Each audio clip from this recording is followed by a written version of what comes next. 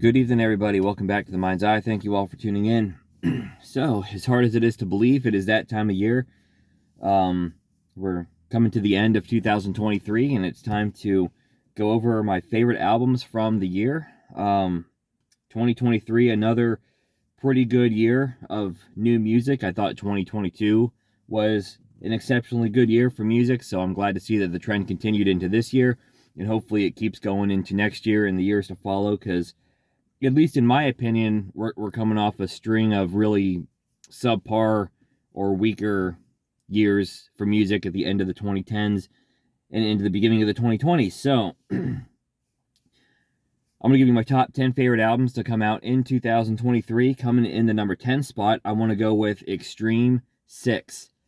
Um, I like Extreme. I don't know that they're really like one of my favorite bands ever, but I like them to the point where when they drop an album, I definitely was interested in checking it out.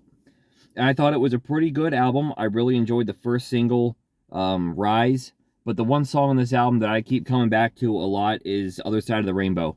That one just really pulled me in. I think Gary Cherone sounds excellent on it. The chorus is super, super catchy. So I'm going to put Extreme 6 in the number 10 spot. Coming in at number 9, we're going to go with 72 Seasons from Metallica. This one has not really stuck with me since it came out. It's still a good album in my opinion. I think from top to bottom, it is better than Hardwired to Self-Destruct, but I think Hardwired had more individually memorable songs, especially on the front part of that album. I would probably take my 4 or 5 favorite songs off Hardwired over anything on 72 Seasons. But that doesn't mean the 72 Seasons is bad. I mean, you got Shadows Follow, which I really like. Lux Eterna has probably survived to be my favorite track on the whole album. What was the penultimate track? Room of Mirrors? I like that one a lot, too. That was one of my favorites as well. For whatever reason, though, this one just has not stuck with me as the year has gone on. I've just not really gone back to it a whole lot. It's still a good album, but has not really retained my interest as much as some of these other albums. So I'm going to put 72 Seasons in the number 9 spot. Coming in at number 8, I'm going to go with Alice Cooper's new album, Road. Alice Cooper is an artist that I've always liked and respected. Every time I hear him on the radio, I typically enjoy it. I never really dove into his discography or anything like that, but I heard good things about Road when it came out. So I decided to give it a listen, and I was pleasantly surprised. I really enjoyed the first 2 tracks, I'm Alice and Welcome to the Show. I thought the whole album was very solid, but I think the one standout track that I really loved was White Line Frankenstein. That song was pretty sweet. So I'm going to go with Alice Cooper, Road, for the number 8 spot. Coming in at number 7, we're going to go with the brand new Dokken album, Heaven Came Down. And even though Don has really lost his voice over the years, I think what I like about this album from his perspective is he's not really trying to do anything his voice can't do anymore. So vocally it may not be as strong as those 80s and 90s, maybe early 2000s records, but I think that he's able to kind of stay within his lane as to where his voice is these days, so I do appreciate that. I really did like the first song of the album, Fugitive, was pretty cool. But I think what really jumped out at me was the way this album ended with I Remember, Lost in You, and Santa Fe. Those were like probably 3 of my 5 favorite songs on the whole album, so I thought it was just a really strong way to close out the record. Santa Fe was a really different kind of a song, too. I really dug that one quite a bit. So Dawkins' Heaven Comes Down is going to be my number 7. Number 6, we're going to go with another band that I'm not the hugest fan of in the world. Again, this is a band that I respect. They're iconic. They never really became one of my favorites or anything like that. That would be Rolling Stones and their brand new album, Hackney Diamonds. Again, I heard some really good things about it, so I felt, like I got to check it out. And I think what impresses me, not only is it the fact that the Rolling Stones have been active for about 500 years at this point, and they have God knows how many albums. And I think the average age of Mick Jagger and Keith Richards has got to be like somewhere between 700 and 800. But as ancient as they are, and as long as they've been doing this, they can still put out an album that's actually this good. And I don't really know a whole lot about the Rolling Stones. The most Rolling Stones I'm familiar with probably goes back to the 80s. I don't know that I'm familiar with a whole lot that they've done in my lifetime, but this album is pretty strong. I mean, like, forget how old this band is and forget how many albums they're in. This album is actually it is a good album regardless of age. I mean, I think age makes it impressive, but when you take age out of it, it's still very good. Angry, I really liked when it came out. I thought that was a pretty cool song. It's grown on me since then even, so I kind of like it better now than I did before. Bite My Head Off was another one that I really dug, but I think like the first 9 songs, I really liked all of them. I think my least favorite 3 were like the last 3, but they weren't bad. So all in all, Hackney Diamonds was a pretty good album by the Rolling Stones. And, you know, like I said, I was never like a huge Stones guy, but super impressed with their new album. So coming in at number 6, I'm going to go with Hackney Diamonds from the Rolling Stones. Coming in at number 5, and now there's a couple of albums on this list that I would have never in a million years thought would have made my top 10. Not because I don't like this band. I just haven't thought about this band in a long time. But Semisonic put out a new album this year called A Little Bit of Sun, and it's jumped all the way up to my number 5 spot. Now, I have nothing against Semisonic, but the thing is, they're most known for that big hit they had in '98, Closing Time. And even though I like Closing Time, I'm not crazy about it. It's not a song that is like my favorite of the year or anything like that. It's a decent song, but it's not, I don't think I'm as crazy about it as a lot of other people that I know. But when this one came out and I came across the title track, A Little Bit of Sun, it really caught my ear. So when the album dropped, I listened to it, and it's a really fun, laid back kind of an album. A Little Bit of Sun. The Rope, the second single, is a very catchy song, big chorus. Roll Your Own is really good. What's the song? There's another one, there's track 4, and it's the one that I really like along with the title track. And the name of it is escaping me at the moment. Don't Fade Away. I love that one. That one's really fun. Again, really kind of laid back. I love the whole feel of the album.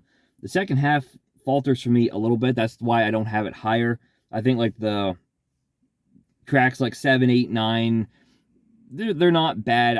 It kind of lost me a little bit there.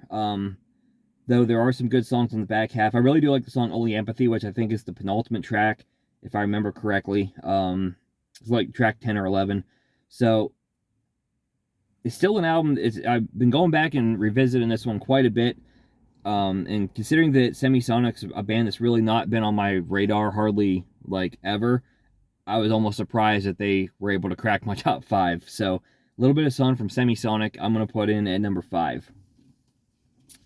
Number 4, let's go with Mammoth 2 from Wolfgang Van Halen, or Mammoth, I guess, as he calls Mammoth WVH. I'm kind of confused as to what we're supposed to call it, but either way, another good album from Wolfie. Really dug his first album quite a bit. I think this album does what it needed to do and trim back the filler that was on the first album. This one's pretty tight. And songs have really been growing on me. I think my first couple listens, I didn't think that any of the standout songs really stood up to like a Mr. Ed or Think It Over or some of my other favorite tracks on that first album. But the more I listened to it, the more I couldn't disagree more. I really dig the first song, Right. Like a Pastime is really good. Miles Above Me is probably my favorite song on here. Another Celebration, The Underworld is really good. I like Optimist. Waiting is kind of a slower track, but I dig it quite a bit. Solid album. Really not a bad song on it. So Mammoth 2 is going to come in at number 4. I would say that of course, this album wasn't announced until, I think, April of this year. But had I known that this band was putting out an album, this would have probably been my preseason favorite to be my favorite album of the year. But it's going to wind up number 3, and that is But Here We Are from the Foo Fighters. This is, in my opinion, and I love the Foo Fighters. They're one of my favorite bands. This is their best album in at least a decade, easily. I enjoyed Medicine at Midnight, but this one trumps it. This one is far, far better than Concrete and Gold, Sonic Highways. Personally, I like it a lot better than Wasting Light as well. I think we're going back to Echo, Silence, Patience, and Grace since Foo Fighters put out an album this strong, but that is just my opinion. I love the first track, Rescued, when it dropped. I was really blown away from that one. Under You, I think, is the most Foo Fighters feeling track on the album. Not that this album doesn't sound like the Foo Fighters, because this album does feel like it could have fit in after Echoes, after, you know, maybe somewhere in between like One by One and In Your Honor, somewhere in that era. But Under You has a really, really strong Foo Fighter vibe to it. I do like the title track a lot, but here we are, The Glass. I love The Glass. Great song. Nothing at All is really good. Show Me How. Dave sings a duet with his daughter, and it's really gorgeous. The Teacher is a 10-minute epic, which is amazing. Again, I don't know that I would have thought that the Foo Fighters and 10-minute epic would be in the same sentence ever, but it is, and that song is incredible. Great stuff. Foo Fighters, but here we are. I think really it's a nice tribute or memorial album to both Taylor Hawkins and David Grohl's mother, who passed away last year. And I think it's just a great album in general, Foo Fighters, but here we are, comes in at number 3. So I was pretty set in what I was going to pick to be my favorite album of the year, and then something dropped just a week or 2 weeks ago, and it kind of threw a wrench into my plans. But I think I'm going to stick to my guns, and the album that I've been sitting on for a while is my favorite of the year. I'm going to stick with, but I want to give huge props. Technically, I believe this is just an EP. It's only 6 tracks, but it's like 30 minutes, 31 minutes. So like lengthwise, it could be an album.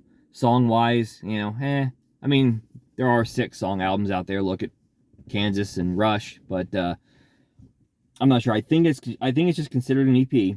It's from a band that honestly I didn't realize had put anything out in like 5 or 6 years, and then when I found this, I realized that I actually missed quite a bit of releases from this group. That is the band Big Wreck and their new EP, Pages. Now, they put out an EP earlier this year, 7.3, which is, I guess, the third in a series of EPs that they sort of put together for like an album. That I have not listened to yet. They also put out an album in 2019, which I probably should check out because it could very easily crack my top 3 for that year, just assuming that it's run-of-the-mill Big Wreck at least. But yeah, I didn't realize this band had put anything out since the 2017 album. So it's been a while, but this Pages, what an EP. Holy cow. 6 songs. The first one is nearly 8 minutes long. It's called In Fair Light, and it's awesome. It's also my least favorite song on the whole EP. The very next song, Bailout, is an absolute banging rock track. As hard rocking as anything I've ever heard Big Wreck do. Kind of have like some distorted vocals mixed in with some cleaner vocals. It sounds really cool. Just got a lot of balls in that song, man. It's so freaking awesome. I've not been able to get enough of that one. Summer Long, the third track, really good as well. I really love Weightless. It's a more laid back tune. Kind of has this big atmospheric, almost makes you feel like you're floating through the sky. So it's very aptly named Weightless. Big Wreck can really, they're really good at putting that kind of feel into their songs, that just sort of really floating, weightless, kind of airy feel into their sound. I think it's really cool. White Lies, and then the closer, Birds in Paradise. What an incredible song. Has it's very 80s sounding. I love the way that it starts off. It's very big and has like an almost 80s sounding kind of like synth riff going on, and then the song kind of pulls back a little bit, and then the rest of the song, it's like a 7-minute long track, the rest of the song is just kind of like a build up back to that epic way that the song began. And then the singer, his name is Ian Thornley, I think, something like that, lays down some incredible vocals on top of it, and it's amazing. Such a strong finish. So Big Rex EP Pages, gonna come in at number 2. I thought long and hard about putting number 1. I really did. But I'm gonna stick with my guns here. But yes, I definitely recommend checking that out. Big Rex EP Pages, fantastic stuff. I now have to go back and listen to more Big Rex, because I've enjoyed songs that they've put out over the years. I think at one point I did listen to their album, their 2013 album. Was Albatross the name of it? I know that was the title. I know that was a song on it. I think I listened to that album in its entirety years ago. Ghost had a song I really liked called I Digress. I don't think I ever listened to that album in full. I need to go back and listen to this whole discography, because this EP is like really blown me away. So Big Rex Pages comes in at number 2. Number 1, I'm going with Confessions of the Fallen from Staind. Let's get my only negative or my only nitpick out of the way. The only thing about this album that I think could have been better was the production. It's not, the heavy tracks just aren't produced to be as bone crushing as Staind can be. Songs like Lowest in Me and In This Condition and Cycle of Hurting could use just like a little bit more or a little bit more crunch from the production standpoint. But aside from that, that's like the only relative flaw I think this album has, because Staind, after taking however many years off, 2011 to 20, so like 12 years off in between albums, they put together a great one here. Lowest in Me is a great song. First thing that caught my ear whenever I heard this song was how similar the riff is to Pressure. It's basically the same riff. But the song, I think, stands on its own 2 feet from there. It's a great song, and I no longer even think of it with Pressure. Like, it just, to me, those are now 2 completely different songs. Was Any of It Real is really cool. In This Condition I like a lot. Here Now is amazing. Aaron Lewis vocals in that is out of this world. Gorgeous track. Out of Time I like a lot. Cycle of Hurting. Better Days is another slower one that really, really hits. Hate Me Too is pretty cool. Solid album. Confessions of the Fallen from Staind, my favorite from 2023. So let me know in the comments below your favorite albums from this year. If you like this kind of content, please give me a thumbs up. Subscribe to my channel for more videos like this in the future. And I will catch you next time.